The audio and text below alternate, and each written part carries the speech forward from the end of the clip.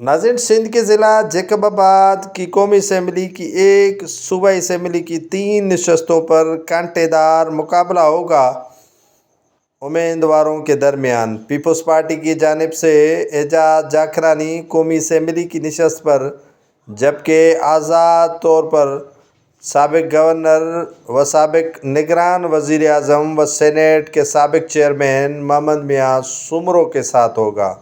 محمد میاں سومرو آج district returning office میں اپنے کاغذات نامزدگی جمع کروانے پہنچے تو ان کے ساتھ عوام کا بڑا ہی جم غفیر تھا۔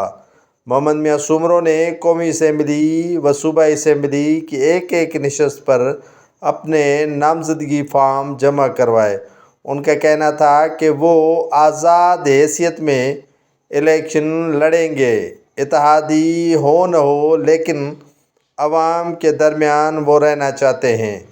محمد میاں سومرو، جو 2018 میں اسی حلقے سے کامیاب ہوئے تھے، اعجاز جاکرانی کو شکست دے کر اور عمران خان کی کابینہ میں وفاقی وزیر کے طور پر رہے۔ محمد میاں سومرو کی والدہ سابق آمر پرویز مشرف کے دور میں ضلع کی ناظمہ رہی ہیں۔ سیاسی طور پر سومرا اور جاکرانی قبائل کے درمیان مقابلہ ہوتا رہا ہے۔ اس سے پہلے ان کے چچا محمد میاں سومرو کے بھی اعجاز جاکرانی اور ان کے والد کے ساتھ مقابلہ کر چکے ہیں۔ محمد میاں سومرو کا کہنا ہے کہ اگر ہم عوام کے کام آئے ہیں تو ہمیں عوام ووٹ دے، اگر کام نہیں آئے ہیں تو بھلے ہمیں ووٹ نہ دے۔